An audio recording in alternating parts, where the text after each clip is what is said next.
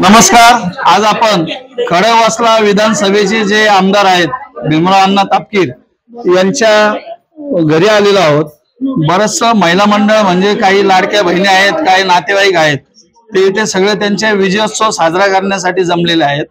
या गेली 10-15 दिवसामध्ये त्यांनी जे काही कष्ट केलेत आणि अण्णांचा विजय याच्यामध्ये साकारल्यासारखा दिसतोय, त्याबाबत त्यांच्या काही प्रतिक्रिया आपण घेऊया। मी जानकी रामचंद्र देवकर, भीमराव तापकीर यांची नात्याने बहीण लागते, नंदावे आहेत ते माझे। आणि माझा स्वतःचा जो अनुभव आहे त्यांच्याविषयी, तर कुठल्याही बहिणीला असा भाऊ असावा असं वाटेल आणि ह्या मतदारसंघातल्या असंख्य बहिणींना असा भाऊ असावा असं वाटतंय आणि त्यामुळे ते विजयाच्या मार्गपथावर आहेत। त्यांनी विजयी व्हावं ही माझी सदिच्छा आहे आणि खूप चांगले मुद्दे घेऊन अण्णांनी ही निवडणूक लढवलेली आहे आणि ते मुद्दे स्वतः त्यांनी त्यांच्या कार्यकाळामध्ये त्या मुद्द्यांना त्यांनी चांगलं वळण दिलेलं आहे।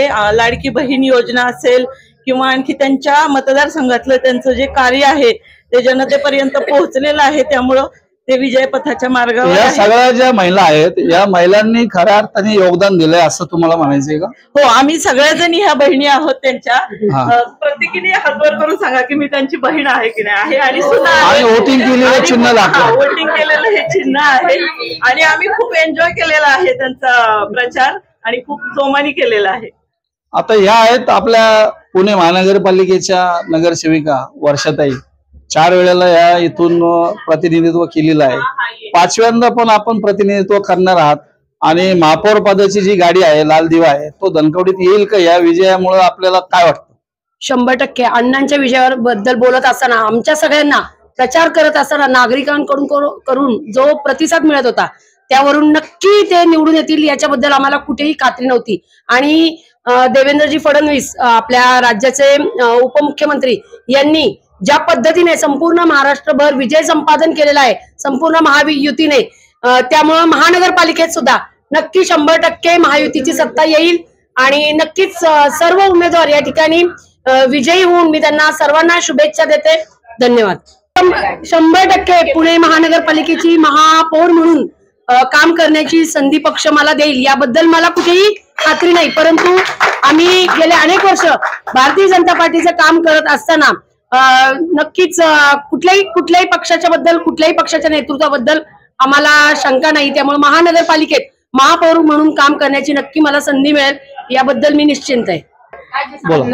अण्णांनी खूप सारे विकास कामं केलेले आहेत, हे सर्वांनाच माहित आहे, हे सर्वांनाच माहित आहे। धनकवडीतच नाही तर प्रत्येक भागात, गावात म्हणा किंवा भुसारी कॉलनी म्हणा, कोथरूड म्हणा, सगळीकडे खूप सारे कामं केलेले आहेत, त्याच्यामुळे लोकांनी भरघोस मतं दिलेली आहेत। त्याचबरोबर लाडकी बहीण योजनेमुळे महायुती सरकारने जे लाडकी बहीण योजना काढली आहे त्या योजनेमुळे किंवा RSSच्या सपोर्टनी म्हणा किंवा हिंदुत्व आज जिंकलेलं आहे, हे आज न्यूज मध्ये आपलं जे आहे ते सिद्ध झालेलं आहे की हिंदुत्वाची विजय झालेला आहे। तर त्याच्यामुळे या सर्व पॉइंट्स, या सर्व यांनी सिद्ध होतं की अण्णा मदत झाली की अण्णा विजयी झालेले आहेत। आपण सगळ्या घरातल्या महिलांनी अतिशय कष्ट केलेले आहेत, सर्व महिलांनी, सर्व नातेवाईकांनी अण्णांना इतका मोठा सपोर्ट आहे, सर्व नातेवाईकांनी इतकं मनापासून काम केलेलं आहे, त्यांचं प्रेम सर्व काही अण्णांसाठी इतकं जास्त मौलाचं आहे की ह्याच्यामुळे अण्णांचा जास्तीत वाटा आहे सगळ्यांचा त्यांच्या विजयी होण्यासाठी। 4थ्यांदा आमदार झाल्यानंतर अण्णांना आपल्याला लाल गाडीच्या दिव्यात पाहायला आवडेल? नक्कीच आणि 100% त्यांना मिळणारच, जो लीड त्यांना आता मिळतोय आणि मिळणार आहे 100% लाल गाडीत ते आम्हाला बघायला मिळणार आहे। धन्यवाद।